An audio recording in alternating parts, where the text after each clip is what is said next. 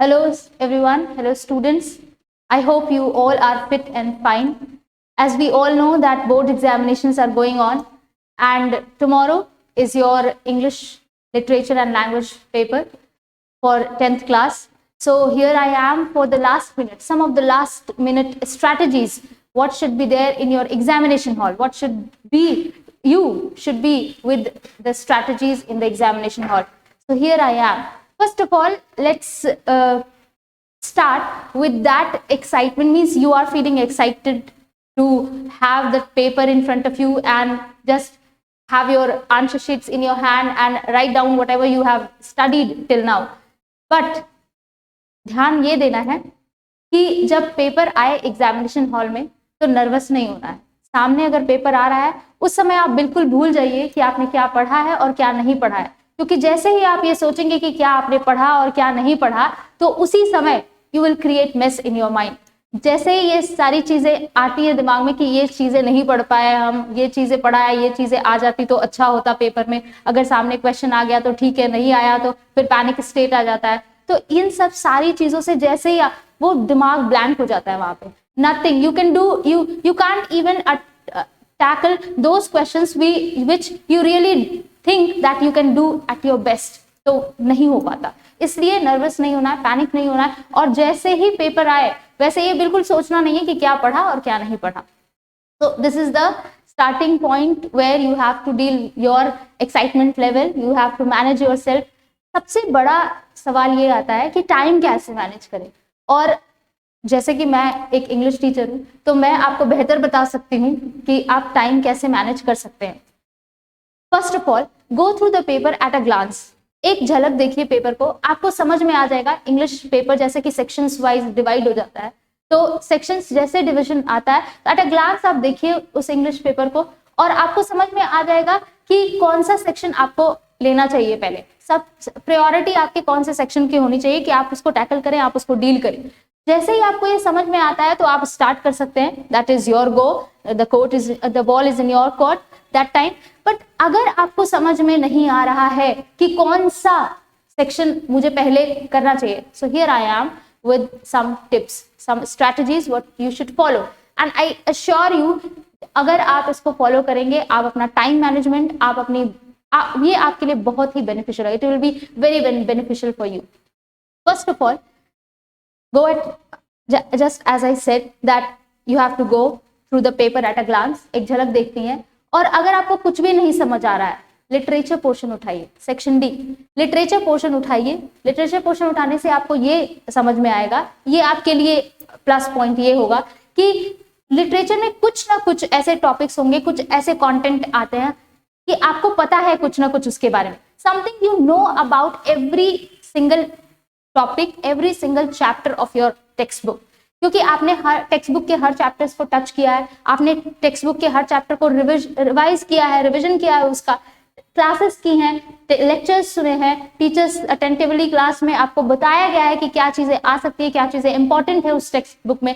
तो वो सारी चीजें एक क्लासरूम का जो एनवायरनमेंट होता है वो आपके आंखों के सामने आ जाएगा और आप कुछ ना कुछ उस लिटरेचर पोर्शन में आप जरूर लिख पाएंगे. अगर आप ब्लैंक है तब भी, मैं एक्सट्रीम कंडीशन की बात कर रही हूँ. और अगर आपने लिटरेचर पोर्शन उठा लिया है, लिटरेचर पोर्शन लिया है एज अ प्रायोरिटी कि आप ये सोच के ही रखे थे कि लिटरेचर पहले करना है, that is the best thing कि आपको सब कुछ आता है और फिर भी आप लिटरेचर पढ़े, तो क्या होगा कि टाइम कम लगेगा, क्योंकि आप जो जानते हैं उसको आंसर शीट में उतारना बहुत कम समय में आप उसको कर पाएंगे. सो आपका टाइम वहां बचा, लिटरेचर पोर्शन उठाया और बहुत अच्छे से उसको डील भी किया, क्योंकि आप कुछ ना कुछ और सब कुछ बहुत अच्छे से जानते हैं उसके बारे में. आफ्टर दैट, लिटरेचर पोर्शन के बाद आप उठाइए राइटिंग सेक्शन, यानी कि क्रिएटिव स्किल्स. क्योंकि राइटिंग सेक्शन और क्रिएटिव स्किल में एक बहुत ही बड़ा प्लस पॉइंट आता है कि आपको फॉर्मेट्स पे लिखने होते हैं. राइटिंग स्किल, आपके राइटिंग सेक्शंस में कुछ फॉर्मेट, कुछ तय फॉर्मेट्स हैं जिनके आधार पे, जिनके बेसिस पे ही आपको वो कंटेंट देना है. तो अगर आपको फॉर्मेट क्लियर है, क्योंकि आपने बहुत सारे रिवीजन कर रखे हैं अब तक, तो अगर आपको फॉर्मेट क्लियर है वो, तो 50% काम आपने कर रखा है. क्योंकि फॉर्मेट पे भी ब्लूप्रिंट जैसे मार्किंग स्कीम होती है, तो फॉर्मेट पे मार्किंग स्कीम होती है. जैसे ही आपने फॉर्मेट सही लिखा, आपने 50% काम कर दिया. अब बारी आती है उस 50% की जो फॉर्मेट से अलग की बात है, यानी कि आपके कंटेंट राइटिंग की। सबसे पहली बात कि अगर जब भी आप उस राइटिंग स्किल या क्रिएटिव स्किल को आप ध्यान से करने जा रहे हैं, आप अटेम्प्ट करने जा रहे हैं, उस क्वेश्चन को 1 से 2 बार जरूर पढ़ें। 1 से 2 बार पढ़ने का मैंने क्यों कहा, इसके पीछे एक बहुत बड़ा लॉजिक है, क्योंकि 25% कंटेंट आपको उसी क्वेश्चन में मिलेंगे। 25% कंटेंट क्यों उसी क्वेश्चन में, क्योंकि हर इंफॉर्मेशन, डेटा, उससे रिलेटेड डेटा जो आपको फिल करने हैं उसी क्वेश्चन में वो दे रखे होते हैं। तो जैसे ही आपने वो 25% ग्रैब किया, इंफॉर्मेशन या डेटा या कंटेंट जो भी कह लीजिए आप, तो जैसे ही आपने वो 25% ग्रैब किया, आपका 75% काम हो चुका है उस राइटिंग स्किल और क्रिएटिव राइटिंग को लेकर के। तो 75% you have tackled the paper of that section. बाकी बचे 25%, यही 25% आपको औरों से बहुत अलग करेंगे, आपको यूनिक बनाएंगे, आपको एग्जामिनेशन में एक अलग एक्सटेंट देंगे मार्किंग स्कीम में। तो ये 25% ये आप पे निर्भर करता है कि आपका रेंज क्या है, आपने कितना मेहनत किया है और कितने कंटेंट आपने इकट्ठा कर रखे हैं, कैसे आपने रिविजन्स कर रखे हैं, कौन से मुद्दों पर या कौन से इश्यूज पर, कौन से हाईलाइटेड पॉइंट्स पे आपने ध्यान दिया। उन सारी चीजों को आपके दिमाग में वो आ जाएंगे एग्जामिनेशन हॉल में। डोंट गेट पैनिक कि अगर नहीं आया तो, क्योंकि जैसे ही आप 75% काम कर चुके होंगे तो एक बूस्ट मिल जाता है, एक मोटिवेशन मिल जाता है कि मैंने ये काम कर लिया and the paper is in my hold, वो आप पे कमांड में आ जाता है। तो 25% आप तब काम कीजिए कंटेंट पे। तो this is how you are going to tackle that writing section and I assure you कि आप टाइम के साथ बहुत ही अच्छा मैनेजमेंट कर पाएंगे टाइम को लेकर के, क्योंकि लिटरेचर पोर्शन और राइटिंग सेक्शन आपने बहुत अच्छे से डील कर लिया without any hesitation, without any panic state, without giving any extra time to it, जो कि आपको आने वाले समय में पेपर को डील करने में बहुत मदद करेंगे। उसके बाद उठाइए ग्रामर पोर्शन। ग्रामर पोर्शन इसलिए मैंने कहा उठाने के लिए, क्योंकि लेने के लिए, अटेम्प्ट करने के लिए, क्योंकि आपने जब लिटरेचर पोर्शन और राइटिंग स्किल्स के सेक्शंस उठा लिए तो आपको एक बूस्ट मिल चुका है, एक मोटिवेशन मिल चुका है कि मैंने 50% अपना काम कर लिया है पेपर को लेकर के और मेरे पास अच्छा खासा टाइम भी है।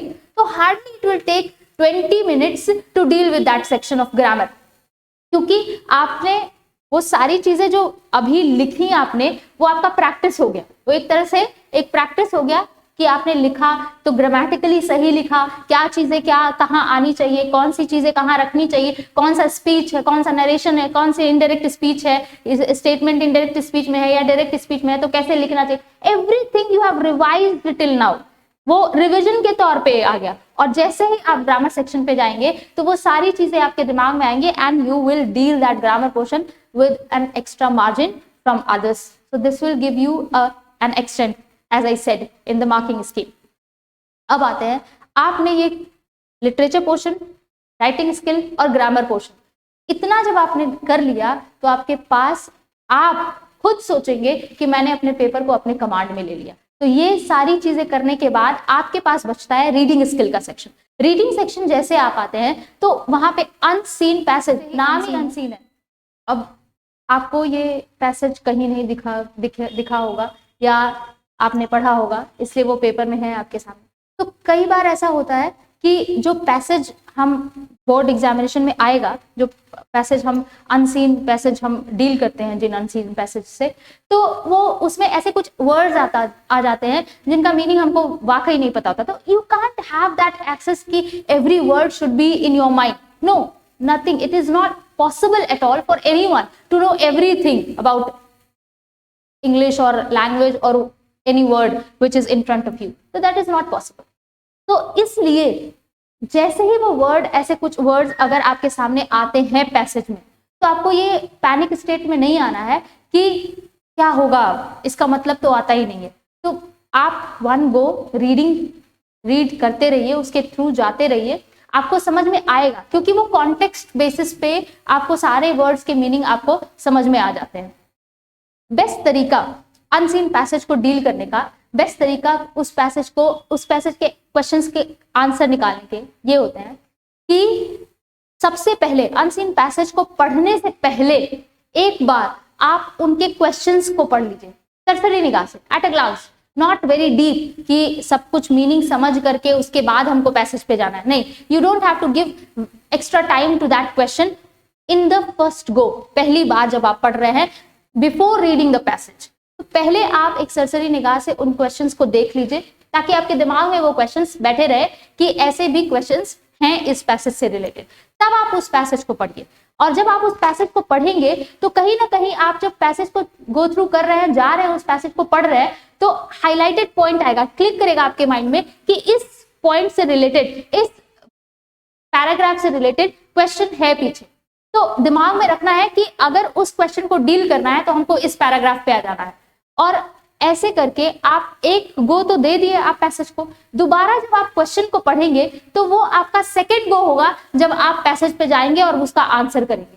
तो इस तरीके से क्या होगा कि आप 2 बार पैसेज को पढ़कर कॉम्प्रिहेंड कर और इन्फरेंस ड्रॉ कर सकते हैं उस डेटा और इंफॉर्मेशन के आधार पे, और आपका आंसर सटीक हो सकता है, गलत होने की संभावना कम हो सकती है।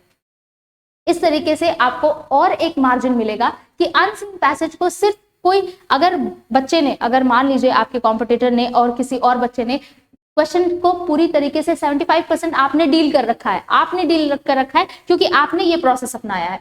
तो अगर किसी बच्चे ने ये प्रोसेस नहीं अपनाया है तो उसके पास टाइम कम है एक सेक्शन को डील करने का, लेकिन आपके पास एक सेक्शन के लिए, सिर्फ एक सेक्शन के लिए जो रीडिंग सेक्शन है, उसके लिए आपके लिए इनफ टाइम मिलेगा, as much as time you want to give that unseen passage। और आपको उस स्टेट में नहीं आना पड़ेगा कि जल्दी जल्दी एक बार गो करके एक बार रीड करके और किसी भी तरीके से आंसर दे दिया जाए। No, you will have extra time, you will have much enough time to read that passage, to comprehend that passage, to draw the inference out of that on the for the conceptual questions which is given on the basis of that question on that unseen passage। So it will be, for you it will be beneficiary, that is beneficial, that will definitely benefit you।